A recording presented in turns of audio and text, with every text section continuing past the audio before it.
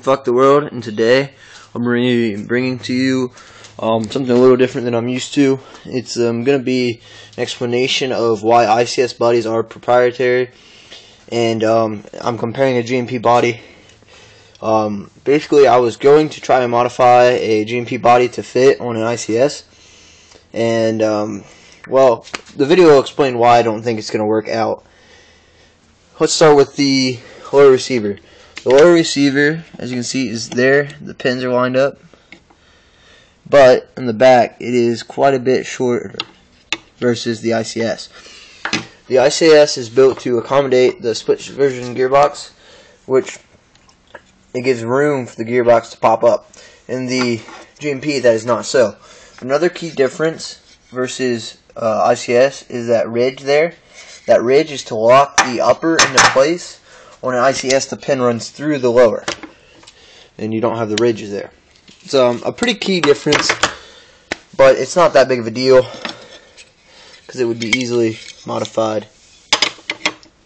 See, the hole is still there. It's just it doesn't catch the upper receiver like an ICS does. Everything else is relatively the same except when we come to the front here. The front gap here is larger on the ICS than the G&P. So, gosh, son of a bitch. Okay, let's go ahead and get this. It's hard to tell from here, but the ICS is noticeably larger.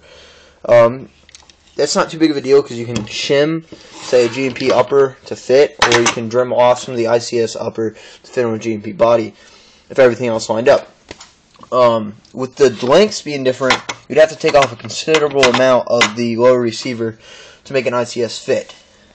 So now we'll move on to the upper receiver. The lower receiver wouldn't be too hard to modify. There'd just be a gap there, I suppose. Now we have the upper receiver. The lower being the ICS and the upper being the G&P. I don't think I mentioned that this is the G&P and that's the ICS on the lower, so sorry about that. Okay, there's a slew of differences on this part of the body. First off, the backs are lined up, but the front sticks out quite a bit more on the ICS. Most noticeable on the bolts here. Again, that's to accommodate the ICS gearbox. That would have to require, again, modification to the lower, and then somehow fabricating a part for the end here to cover that gap. That would be quite a bit of work in my opinion. Next we have the, I don't even know what that's called, gas release, bolt release, I don't know. I believe it's the bolt catch. This is functional on the ICS, I don't know if you can see that. And that's to decock the spring. That's essential in an ICS because you're going to be splitting the receivers and you don't want your piston slamming back during that. So that means you would have to modify the G&P to work as well, because at the moment it doesn't. That would be a challenge as well. Hop-up seems to be okay. Then again, I don't have another version 2 to fit. I'm not going to talk too much about that because I don't know personally. This is a barrel nut and a barrel off of my ICS, and it does seem to fit. So I don't know if ICSs are threaded differently. I believe G&P uses Imperial, so maybe that means ICS does, or maybe I screwed the threads on wrong. I don't know. Next, we're going to take a look at one of the biggest problems with using a G&P. That is the upper.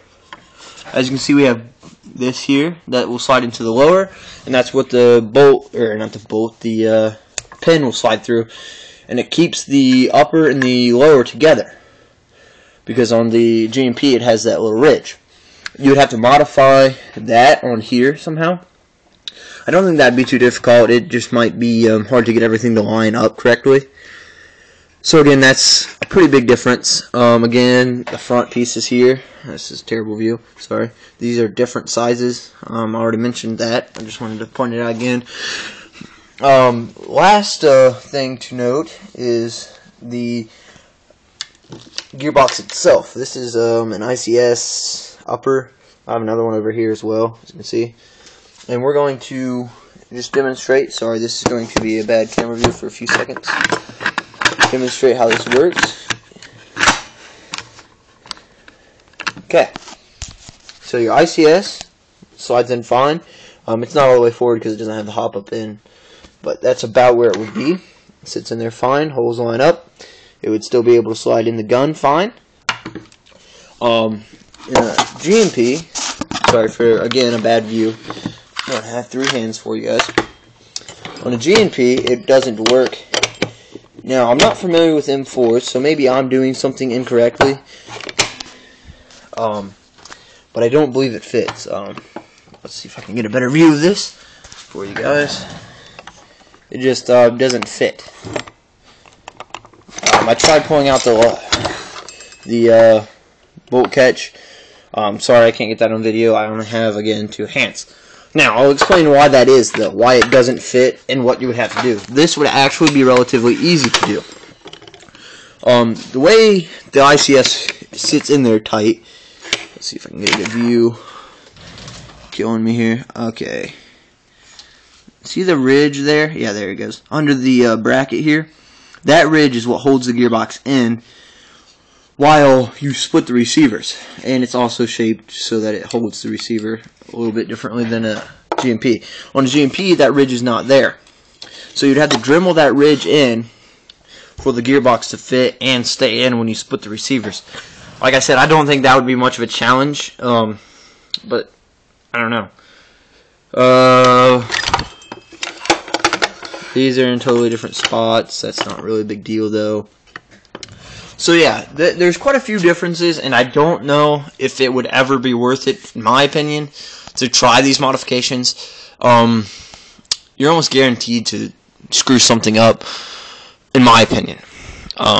So there you go. That's a quick overview. I'm also going to do pictures in this thread of why an ICS doesn't work with a normal body, normal other M4 body. Sorry about that. So this again was Thompson Fuck the World. Just doing a quick overview. If I missed anything, let me know, and I can touch back on it for you. Thanks.